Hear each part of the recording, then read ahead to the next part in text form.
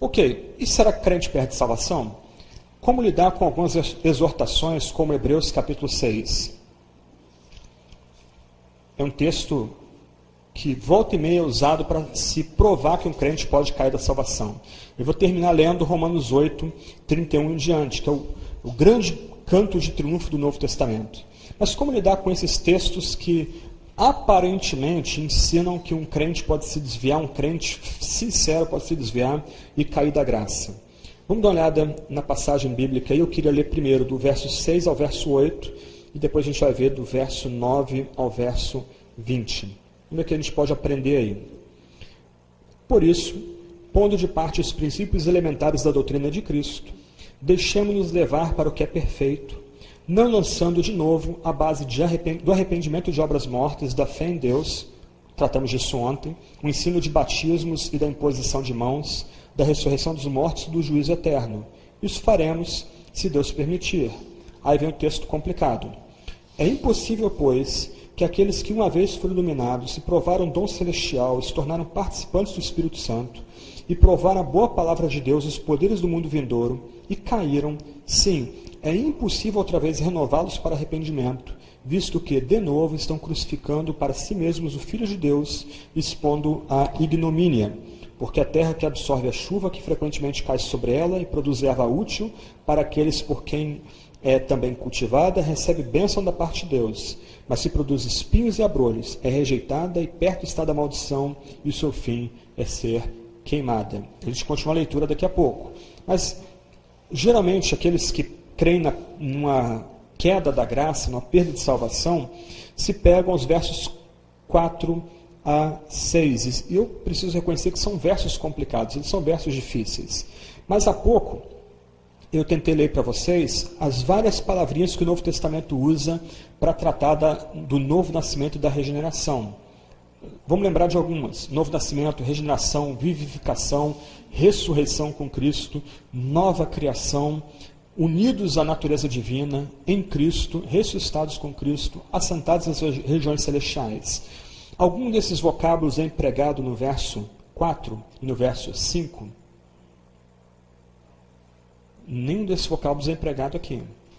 Então, parece-me que o autor de Hebreus não está tratando de homens e mulheres que foram de fato regenerados, nascidos do alto, unidos à natureza divina, vivificados, etc, etc, etc.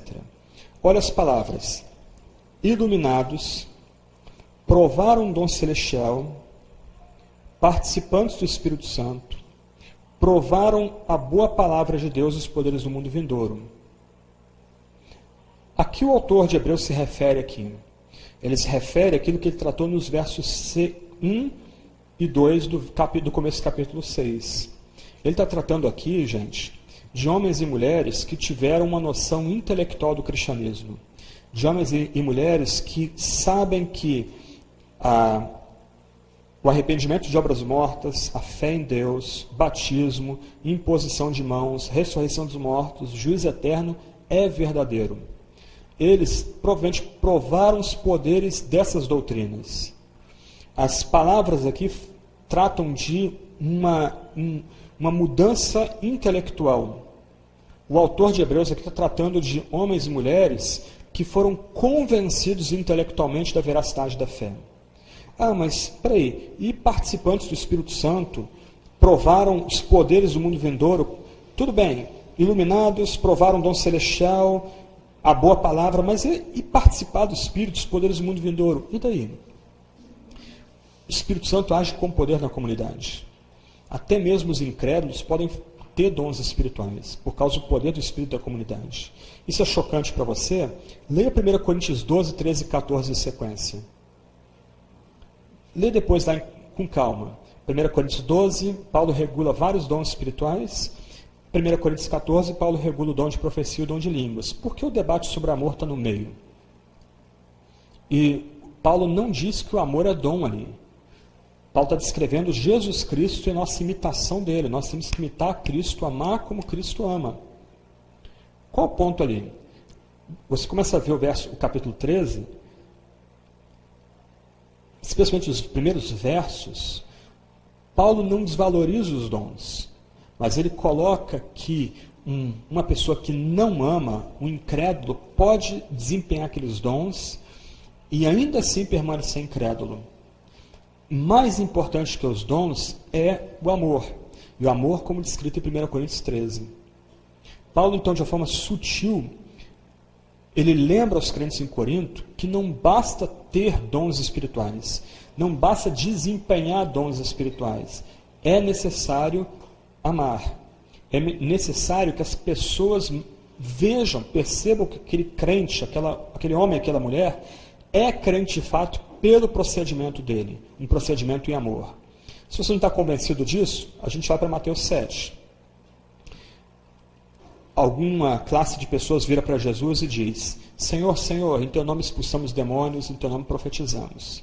Aí Jesus vira para aqueles homens e diz alguma coisa do tipo: não, vocês não me confessaram direitinho. Não, o exorcismo de vocês não foi verdadeiro. Não, vocês não expulsaram demônios nem profetizaram. É isso que Jesus faz?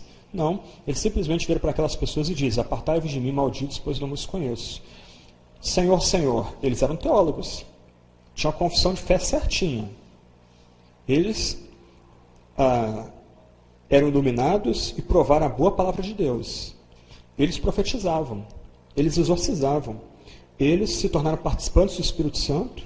Eles provaram os poderes do mundo vindouro. Só que, o que o texto diz? Não vos conheço.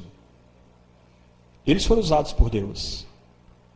Mas o fato de eles terem sido usados por Deus e terem recebido dons do Espírito não implica que eles eram crentes. Meio chocante, escandaloso, né? Qual é o nosso problema? Nós queremos acoplar o ser, o ter. Nós achamos que o que nos torna cristãos é o que nós fazemos, nosso desempenho. Mas nós não somos cristãos por causa do nosso desempenho. Nós somos cristãos porque cremos e nos arrependemos. Que nossa vida foi modificada pelo poder do Espírito Santo, que nós fomos justificados e redimidos e propiciados por Jesus Cristo. Balaão, Saul, os milhões que saíram do Egito, onde que eles morreram? Qual foi o fim dessas pessoas? Saul se matou, ele profetizava. Balaão profetizou, a mula dele profetizou. E daí? Isso implica status de filho de Deus, de membro da aliança? Não, porque o Espírito Santo tem poder, o Espírito Santo é livre. Como a gente aprende em 1 Coríntios 12, o Espírito dá os dons a quem Ele quer e como Ele quer. A gente não tem como programar isso. Então, o ponto, antes de voltar a Hebreus 6, também tem a ver com Hebreus 6, é que nós não podemos descansar, nós não podemos colocar nossa segurança no fato de que a gente conhece doutrina, que a gente conhece teologia, que a gente desempenha tarefas na igreja. A gente não pode colocar nossa confiança no fato de a gente ter sido curado. Eu conheci uma pessoa que foi curada de um tumor no cérebro em resposta à oração dos crentes. Foi curada e abandonou a fé. Esses sinais não significam nada. Mais importante que esses sinais é a obra do Espírito Santo no coração, nos levando à fé e arrependimento, nos colocando um novo status. Então, a gente não deve descansar naquilo que Deus faz da gente. A gente deve descansar, como eu já falei há pouco, naquilo que Deus fez e faz em nosso coração. O que nós fazemos externamente tem algum significado? Tem, Deus usa, mas não é determinante a respeito da nossa relação com Deus e com Cristo. Então, Hebreus 6, 4 a 6, está tratando de uma classe de pessoas que teve uma noção intelectual do que é o cristianismo. Eles eram craques nas doutrinas básicas do cristianismo, versos 1 e 2 é dessa passagem, mas, em algum momento, porque eles não foram regenerados, porque eles não foram nascidos de novo, porque eles não foram vivificados ou ressurretos, eles voltaram atrás. E vários de vocês devem conhecer gente assim. Gente, como vai dizer 2 de Pedro, que era como se tornou o cão que voltou para o vômito, o porco que voltou para o chiqueiro. E se você depois der uma olhada em 2 de Pedro, a linguagem que ele usa lá é essencialmente a mesma. A linguagem de alguém que entendeu, que compreendeu, que provou em alguma medida a ação do Espírito Santo, mas não foi transformado.